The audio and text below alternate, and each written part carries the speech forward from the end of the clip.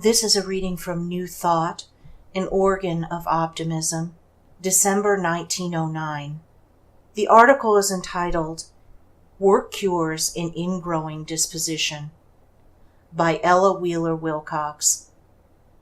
Did you ever suffer from an ingrowing nail?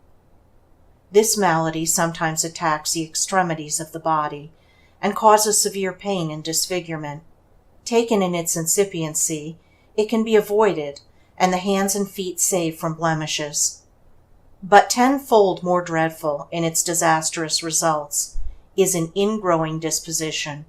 Just as the nails on the hands and feet are intended to grow outward and to form decorations for the extremities, so the human character is meant to reach out and upward in its tendencies.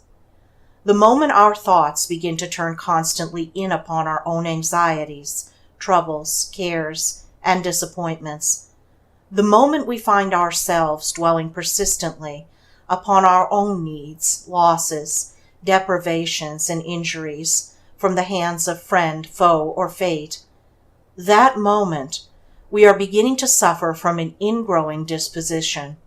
Unless we act promptly and with decision and prevent further trouble by correcting the abnormal tendency at the very start of the malady, inconceivable misery awaits us.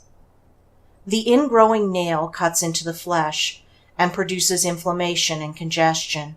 The ingrowing disposition cuts into the heart and soul and produces mental disease. The ingrowing nail has made amputation of a limb necessary. It has produced blood poisoning and death. The ingrowing disposition has caused the amputation of the real divine character and has resulted in the death of the real self. It has driven away friends and caused love to die, and brought loneliness and sorrow to replace companionship and joy. If you have the symptom of this malady, begin today to apply the knife of willpower and the salve of common sense. Bring out the mental qualities which have turned in, and turn their growth up and out where they belong. Do not permit yourself to brood over your real or fancy troubles. As soon as your mind begins to dwell upon such topics, occupy it with some study or duty. Go and visit a friend who needs cheering, entertain a child or an old person, begin a new language or the study of music or art. Work in the open air, dig in the garden, play golf or tennis. Find something to do that will take your thoughts from your petty self and turn your disposition out and away from morbid introspection. No physical malady can threaten you with such misery as the ingrowing disposition.